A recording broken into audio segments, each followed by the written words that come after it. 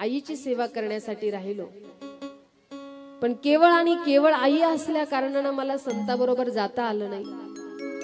माझ्या आईचं जर काही बरं वाईट झालं असताना तर मी संताबरोबर जायला रिकामा झालो असतो, असा मनात विकल्पच आला।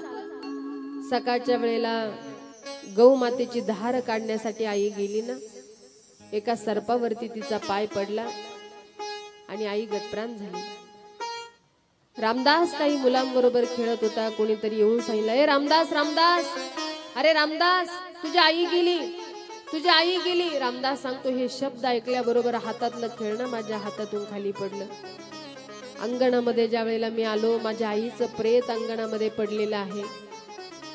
गावातल्या लोकांना जशी जशी ही बातमी वाऱ्यासारखी गावामध्ये पसरली, सगळेच लोक त्या ठिकाणी आलेले आणि माझ्या मुखारविंदाकडे बघत होते। मी मात्र रडत होतो। मी माझ्या आईला बोलत होतो, आईच्या अंगावरती पडलेलो होतो, आईचा हात हातामध्ये घेऊन आईला म्हणत होतो आई, तिच्या मुखारविंदाकडे बघून म्हणत होतो, आई तुझा रामदास आला ग, फक्त एक वेळेला तुझ्या बाळाला रामदास म्हणून आवाज दे।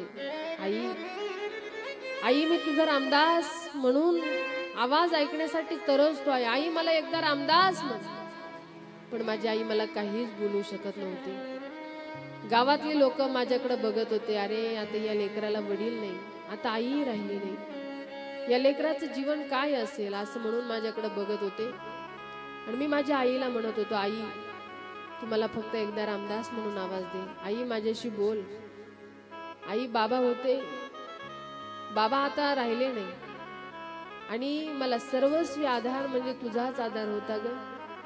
जीवनामध्ये कधी सुख आलं कधी दुःख आलं तर तो दुःख सुख व्यक्त करणारे एकमेव साधन म्हणजे माझी आई होती, एकमेव स्थान म्हणजे माझी आई होती। आई बोल ग माझ्याशी, रामदास तुझा शब्द ऐकण्यासाठी, माझा रामदास ऐकण्यासाठी मी तरसतो आहे। पण त्या क्षणाला आई मात्र बोलायला तयार नव्हती। रामदास सांगतो, माझ्या आईला मी वेळोवेळी आई बोल मी म्हणत होतो ना, त्यावेळेला मला गावातल्या लोकांनी सावरलं, मला बाजूला केलं।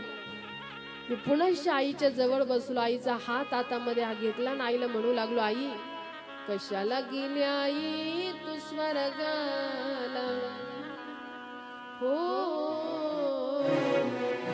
कोण वागेल तुझ्या या बाळाला, हो कशाला गेली आई तू स्वर्गाला, हो कोण वागेल तुझ्या या बाळाला, हो कशाला गेली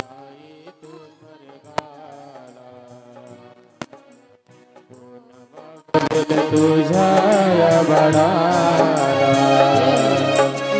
कशाला गेली आई तू स्वर्गाला, कोण वागवेल तुझ्या या बाळाला।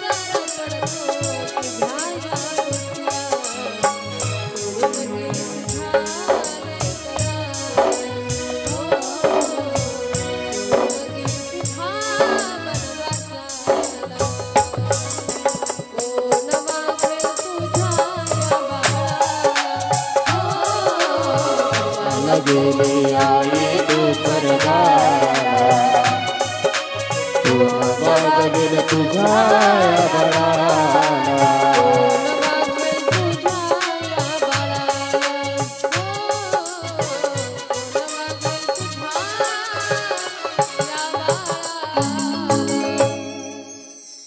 कशाला गेली आई तू स्वर्गाला हो कोण वागवेल तुझ्या या बाळाला 9 महिने 9 दिवस कष्ट केले ग आई विना या जगात कोणी नाही ग सोडून गेली तुझ्या लेकराला कोण वागवेल तुझ्या या बाळाला मला त्या क्षणाला प्रचिती आली की विजला हो नंदा दीप कशी जाऊ मी मंदिरी गेली दुरी दिगंतरा पुन्हा येणे नाही घरा सवाळी माझी आई किती मला हो प्रेम देई गोळी रखुमाई गेली झाली उदास पंढरी श्रद्धांजली देता थरथरे माझी काया परिवारातून व्यक्ती गेल्यानंतर एवढे शब्द आपल्याकडे बाकी राहतात बरं राहू दे रे देवराया चरणापाशी माझी आई विजला हो नंदा दीप कशी जाऊ मी मंदिरी म्हणून आपले आई वडील गेल्यानंतर रडत बसण्यापेक्षा फार दुःख व्यक्त करत बसण्यापेक्षा आहे तोपर्यंत आई वडिलांवरती प्रेम करा आहे तोपर्यंत प्रेमाने सांभाळा आणि आई वडील गेल्यानंतर सासू सासरे गेल्यानंतर रडण्याचा अधिकार त्यांनाच आहे बरं की ज्यांनी जिवंतपणे माता पित्याची सेवा केली सासू सासऱ्यांची सेवा केली ज्यांनी जिवंतपणे सासू सासऱ्याची सेवा केली नाही आई वडिलांची सेवा केली नाही जिवंतपणे आई वडिलांशी बोललो नाही त्यांनी मेल्यानंतर रडायचं सुद्धा नाही तो नको देखावा दाऊ जगाला मोडला नाही कधी रुपया मग लोकाला देखावा दाखवण्यात अर्थच काय पण जोपर्यंत आहे तोपर्यंत त्यांची सेवा करा आणि आई ती आईच असते बरं आई म्हणजे मावशी नाही आई म्हणजे चुलती नाही आई म्हणजे मामी नाही आई ती आईच असते तुम्ही मावशीला आई म्हणा पण मावशी कधी आई होत नसते आई ती आईच असते आईच्या प्रेमाची सर कधीच कुठल्या नात्याला येणार नाही निस्वार्थ प्रेम करणारं दैवत जर कोण असेल तर ते आई वडिलांचं पात्र आई वडिलांचं हृदय आणि म्हणून एका व्यक्तीची पत्नी आईन तारुण्यामध्ये लेकरू 4-5 वर्षाचं झाल्यानंतर नको तो आजार झाला आणि तिची पत्नी गतप्राण झाली पण त्या पुरुषानं विचार केला मी जर दुसरं लग्न केलं तर माझ्या लेकराला त्रास होणार आहे पण नाही करावं तर माझ्याही आयुष्याचा प्रश्न आहे लेकरू लहानची मोठं होईल त्याचं लग्न होईल पण त्याची असणारी बायको म्हणजे माझी सुनबाई मला बघेलच की नाही हे मला सांगता येणार नाही आणि म्हणून अगदी महत्वाच्या टप्प्यामध्ये त्यानं वर्षभरातच निर्णय घेतला एक दिवस त्या लेकराला जवळ घेतलं 5-6 वर्षाच्या त्या लेकराला समजून सांगितलं बाळा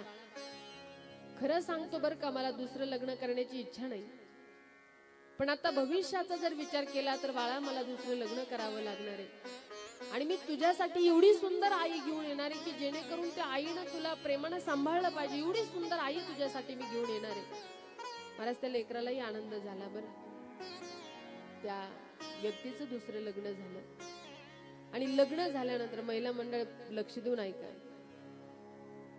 वर्षभरामध्ये त्या बापानं त्या लेकराला बरोबर घेतलं आणि लग्न करत असतानाच बायकोला सांगितलं होतं बघ माझं एक पहिल्या बायकोचं लेकरू आहे खरं तर त्या लेकराकडे बघून मला काय दुसरं लग्न करण्याची इच्छा होईना, पण आता हे आयुष्य माझं पार करणं तसं एवढंही सोपं नाही. आणि योग्य वेळेला माझा निर्णय चुकला की भविष्य माझं फार कठीण आहे, म्हणून मला हा निर्णय घ्यावा लागतो आहे. पण माझी विनंती तुला एवढी असणार आहे की माझं जोपर्यंत बाळ आहे ना, लहानची मोठं होत आहे, त्याला प्रेमाने तुला सांभाळावं लागेल.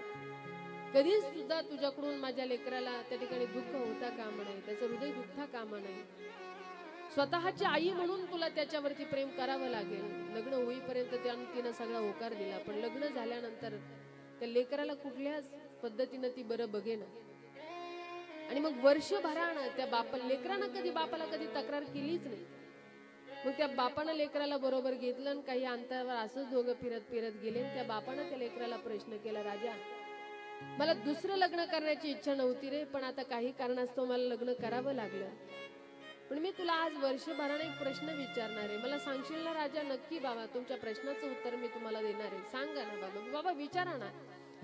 बापानं त्याला एक प्रश्न केला, बरं मायाव म्हणे, राजा तुला तुझ्या पहिल्या आईमध्ये आणि आत्ताच्या आईमध्ये काय फरक वाटतो?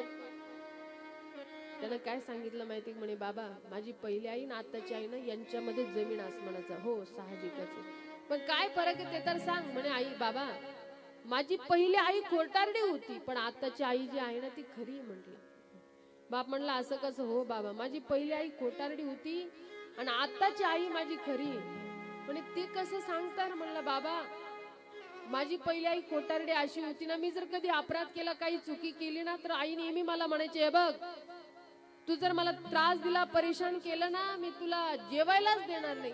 आणि संध्याकाळ झाली की मला गावभर गुंडाळायची, घेऊन यायची, स्वतःच्या हाताने जीव घालायची. ती खोटारडी होती, पण आत्ताची मात्र खरी. बरं बाबा मी जर कधी अपराध केला, काही चुकी केली ना, मला आई नेहमी म्हणत असते, तू जर फार धिंगाणा मस्ती केली ना, मला जर त्रास दिला, तर मी तुला जेवायलाच देणार नाही. बाबा खरंच आज 2 दिवस झाले मला आईनं जेवायला दिलं नाही. आणि म्हणून कधी दुसऱ्याची माय कधी आपली आई होत नसते. बरं आपली आई ती आपलीच आई असते.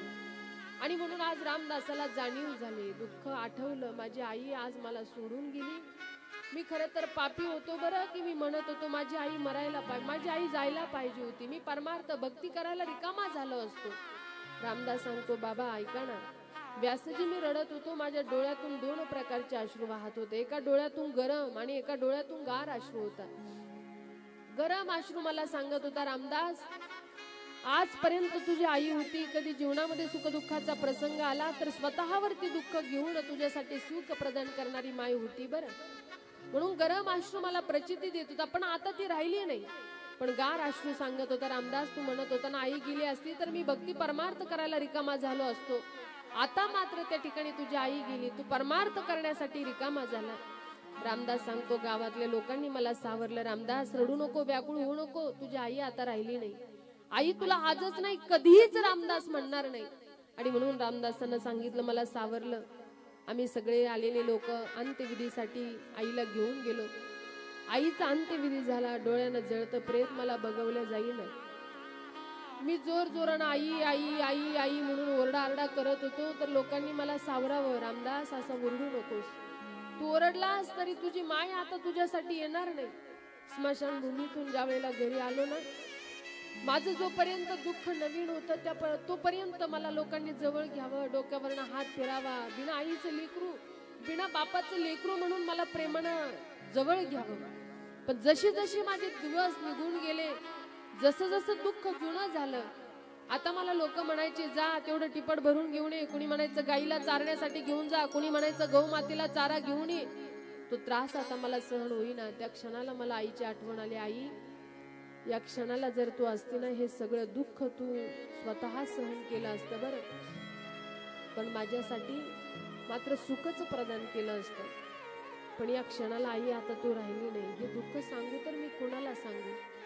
रामदास सांगतो, मी व्याकुळ झालो, रडत बसलो आणि एवढंच म्हणत होतो की सोडून गेली आई, गेली लेकराला, आई आई आई मारू मी कुणाला, सोडून गेली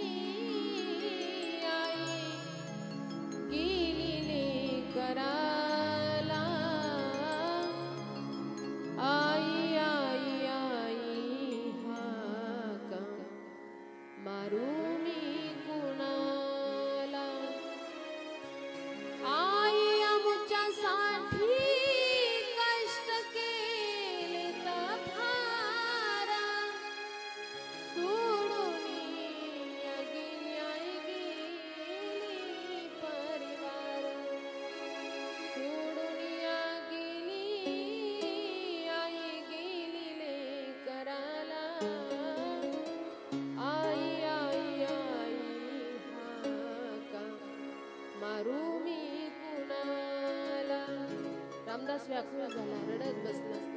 पण म्हणलं अरे याच्यावरती मला थांबून चालणार नाही. माझ्या संतांनी जो महामंत्र दिला त्याचा मला जप करावा लागणार आहे माझ्या उद्धारासाठी. घरादाराचा त्याग केला, महामंत्राचा जप करत करत करत वनामध्ये गेलेला. एका झाडाखाली निवांत बसला, मुखानं जप चालू आहे. ओम नमो भगवते वासुदेवाय नमः, ओम नमो भगवते वासुदेवाय नमः. अंतःकरणामध्ये भगवंताची दिव्य झाकी प्रगट झाली.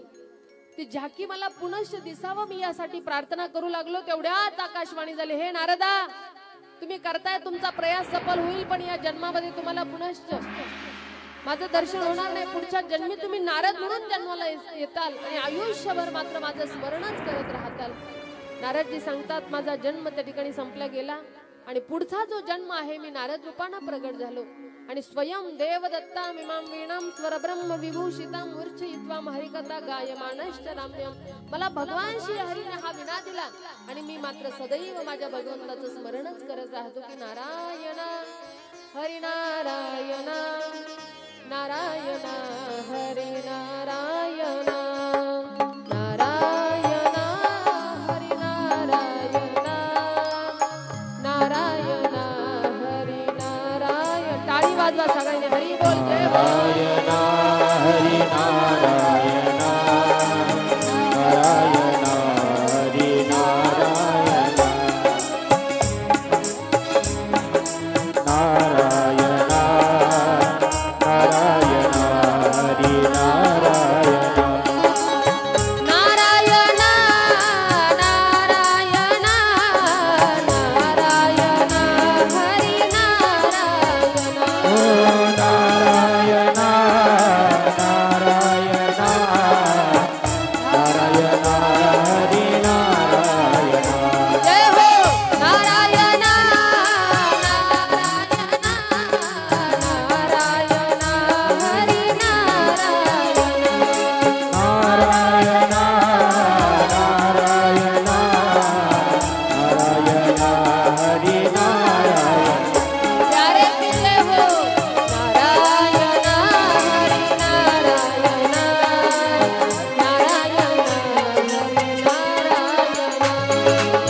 नारायण हरी नारायण नारायण हरी नारायण श्री राधे.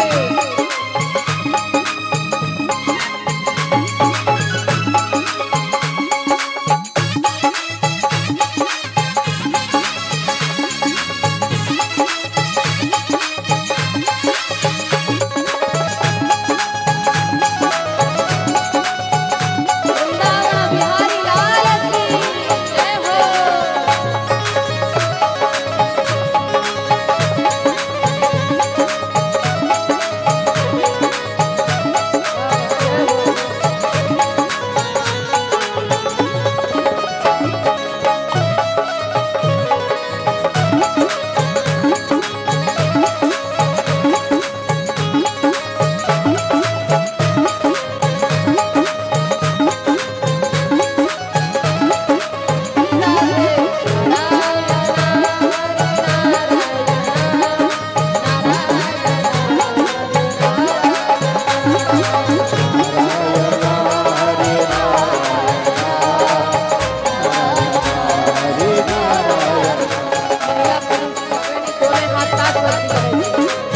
सगळ्यांनी दोन्ही हात ताट.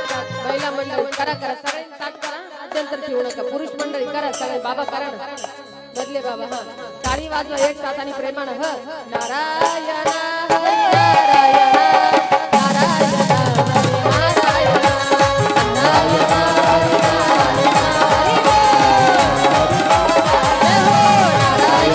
नारायण नारायण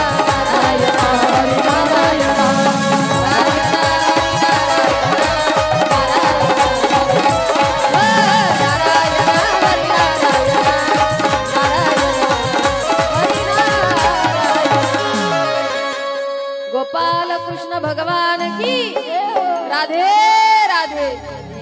प्रेमानं प्रेमानं सगळ्यांचा आवाज आला पाहिजे. राधे राधे. नारदजींनी मात्र आयुष्यभर नारायण हरी नारायण नारायण हरिनारायण. सदैव नारदजी भगवंताचं स्मरण करत राहतात. नारदजीने सांगितलंय बघा, मी सदैव स्मरण करतो, माझ्या हे पूर्वजन्मीचं चरित्र आहे. पण स्वयं श्रीहरींनी मला या अवतारामध्ये विणा दिला, मी त्याचं स्मरण करत राहतो. तुम्ही सगळं काही चरित्र लिहिलं, 4 वेद 6 शास्त्र 18 पुराणं लिहिली, पण तुम्ही भगवंताची चरित्र कथा वर्णन केली नाही. यासाठी तुम्हाला भागवत कथा लिहावी लागेल. आणि मग नारदजींनी 4 श्लोक दिले. लक्ष द्या बरं, या 4 श्लोकावरनं वेदव्यासांनी 18,000 श्लोकाची निर्मिती. आपलं परम भाग्य आहे की हे 4 श्लोक जरी ऐकले तरी आपल्याला संपूर्णतः श्लोक श्रवण करण्याचं पुण्य मिळेल. त्यामुळे श्रद्धेनं सर्वांनी श्रवण करा. हे 4 श्लोक आहे. यहमेवा समेवाग्रे नान्यद्यत् सदसत्परं पश्चादहं यदेतस्य यो वशिष्येत सोऽस्म्यहम्. वृत्तीर्थयेत् प्रतीयेत् न प्रतीयेत् चात्मनि तद्विद्यादात्मनो माया यथा भासो यथा तमः. यथा महन्ति भूतानि भूतेषु चावचिक्ष्वणु प्रविष्टान् प्रविष्टानि तथा तेषु न तेष्वमहम्. एतावदेव जिज्ञास्तं तत्त्वजिज्ञासुनात्मनः अन्वयव्यतिरेकाभ्यां यत् स्यात् सर्वत्र सर्वदा. या 4 श्लोकावरनं 18,000 श्लोकाची निर्मिती वेदव्यासांनी केली. आणि 18,000 श्लोकाची निर्मिती झाल्यानंतर हे भागवत नेमकं शिकवावं कुणाला, असा त्यांना प्रश्न पडला. त्यांनी विचार केला, जर माझ्या लेकराला शिकवावं, पण शिकवावं कसं? मग त्यांनी आपल्या शिक्षणासाठी जे विद्यार्थी होते त्यांना श्लोक शिकवले. आणि मुलगा जिथं बसलेला आहे तिथं जाऊन ते मुलं समिधा गोळा करायला गेले की ते जोर जोरानं श्लोक म्हणायचे.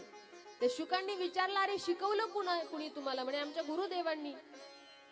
श्लोक एवढे सुंदर होते ना की बरहा पीडम नटवर वपुः कर्णयो कर्णिकारम विभ्रदवास कनक कपिशं वैजयन्तीं च मालम रंध्रान् वेणोरदर सुदयो पूरयन् गोपरुन्दै वृंदारण्यं स्वपदरमणं प्राविशत् गीतकीर्तिः.